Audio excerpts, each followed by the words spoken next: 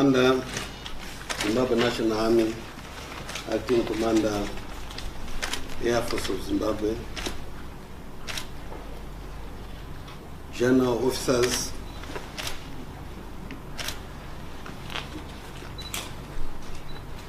and senior officers, ladies and gentlemen, good afternoon. I did not leave you members of the press welcome. Thank you. Let us begin by quoting the Constitution of this country, particularly the preamble which speaks of, and I quote, exalting and extolling the brave men and women who sacrificed their lives during the Chiwenga, Umfikera, and national liberation struggles, and honoring our forebears and compatriots who toiled for the progress of our country, unquote. It is with humility and a heavy heart that we come before you to pronounce the indisputable reality that there is instability in ZANU-PF today, and as a result, anxiety in the country at large. Zimbabwe's history is hinged on the ideals of the revolution dating back to the first Chiwenga, where thousands of people perished. ZANU-PF is the political party that waged the second Chiwenga for our independence.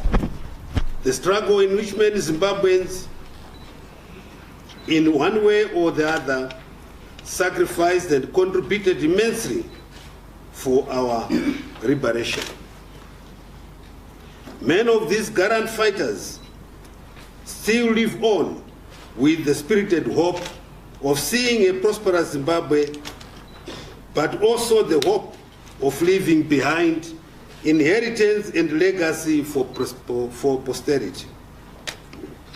It is pertinent to restate that the Zimbabwe Defense Forces remain the major stockholder in respect to the gains of the liberation struggle. And when these are threatened, we are obliged to take corrective measures. Clearly, ZANU-PF, having mainly been the only party that has ruled this country since independence, it has become a household name to most Zimbabweans across political divide. Therefore, it is common cause that any instability within the party naturally impacts on their social, political, and economic lives. Accordingly, there is distress, trepidation, and despondence within the nation. Our peace-loving people who have stood by their government and endured some of the most trying social and economic conditions ever experienced are extremely disturbed by what is happening within the ranks of the National Revolutionary Party. What is obtaining in the Revolutionary Party is a direct result of the machinations of counter-revolutionaries who have infiltrated the party and whose agenda is to destroy it from within.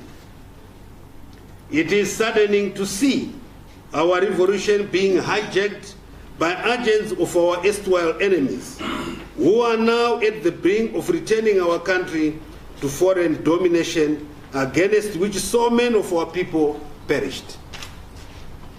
The famous slogan espoused by His Excellency the President of the Republic of Zimbabwe, Head of State and Government and Commander-in-Chief of the Zimbabwe Defense Forces, Comrade Robert Gabriel Mugabe, and I quote, "Zimbabwe will never be a colony again," unquote, is being seriously challenged by counter-revolutionary infiltrators who are now effectively influencing the direction of the party.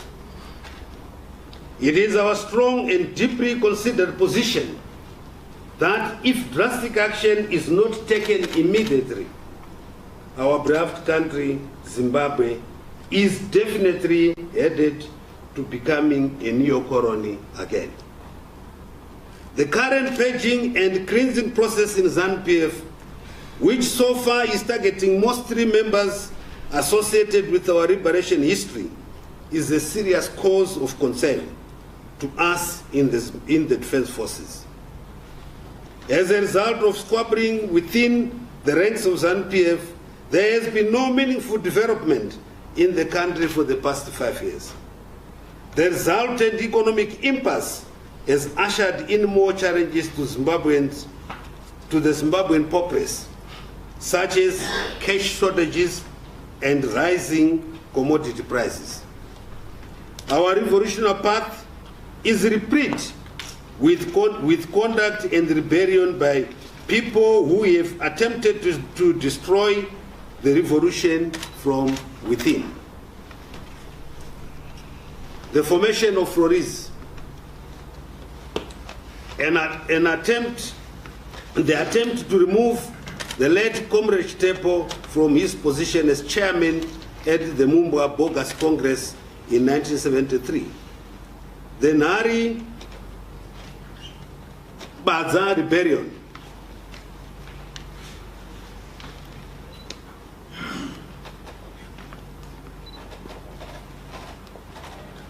the Banning Story Rebellion soon after the death of Comrade Tepo, the Vashandi 1 and 2, as well as the rebellion that led to the death of the late Zipra commander, Comrade Alfred Nikita Mangena. Among others are cases in point. Therefore, the current shenanigans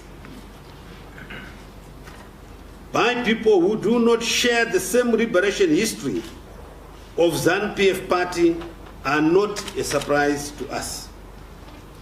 But what is significant to us and the generality of Zimbabweans is to remember that all these rebellions were diffused by the military. But at no point did the military usurp power. We must remind those behind the current treacherous shenanigans that when it comes to matters of protecting our revolution, the military will not hesitate to step in. ZANU-PF's standing political virtues are a product of faithful adherence to the founding values, decorum, discipline, and revolutionary protocol in the ruling party. Party orders were strictly adhered to, and whatever differences existed, they were resolved amicably and in the ruling party's closet. Unfortunately, since the turn of 2015, ZANU-PF's traditional protocol and procedures have changed with a lot of gossiping, backbiting, and public chastisement being the order of the day. Indeed, the party is undoing its legacy built over the years. While our people may be persuaded to take what is going on in ZANU-PF as internal political matters in that party, the truth remains that ZANU-PF's conduct and behavior as a ruling party has a direct impact on the lives of every citizen.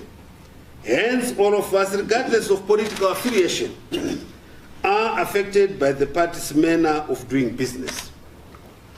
From a security point of view, we cannot ignore the experiences of countries such as Somalia, the Democratic Republic of Congo, Central African Republic, and many others in our region, where minor political differences degenerate into serious conflict that has decimated the social, political, and economic security of ordinary people. Section 212 of the Constitution of Zimbabwe mandates the Zimbabwe Defense Forces to protect Zimbabwe, its people, its national security and interest, and its territorial integrity, and to uphold this Constitution.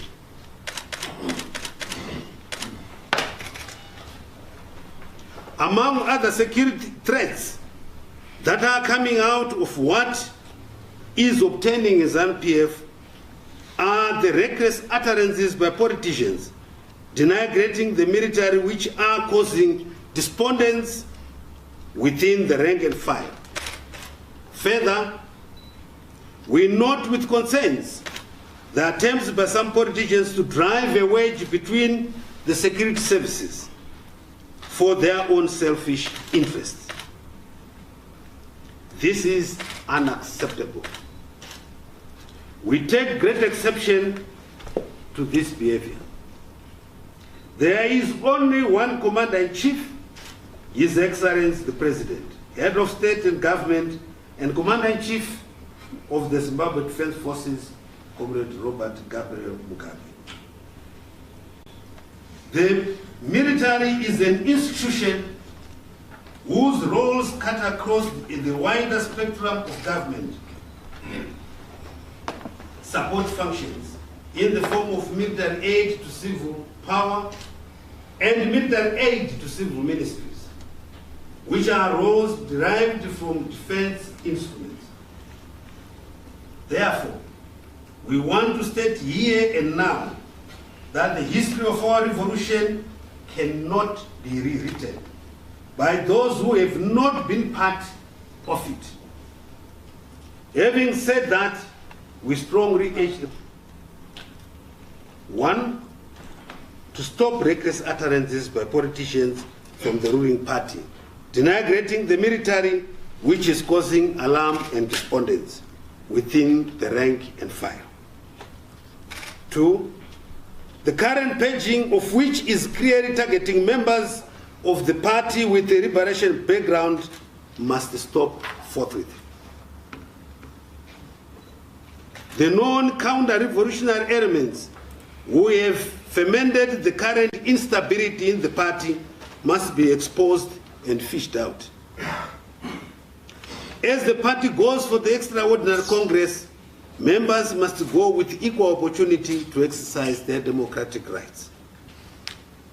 Comrades and friends, ladies and gentlemen, we remain committed to protecting our legacy, and those bent on hijacking the revolution will not be allowed to do so. Further, we must understand that the freedoms that we enjoy today were as a result of supreme sacrifice by some of our countrymen and women, and this must not be taken for granted. Let us remove this air of uncertainty and allow Zimbabweans to enjoy their freedoms and rights as enshrined in the national constitution. I thank you.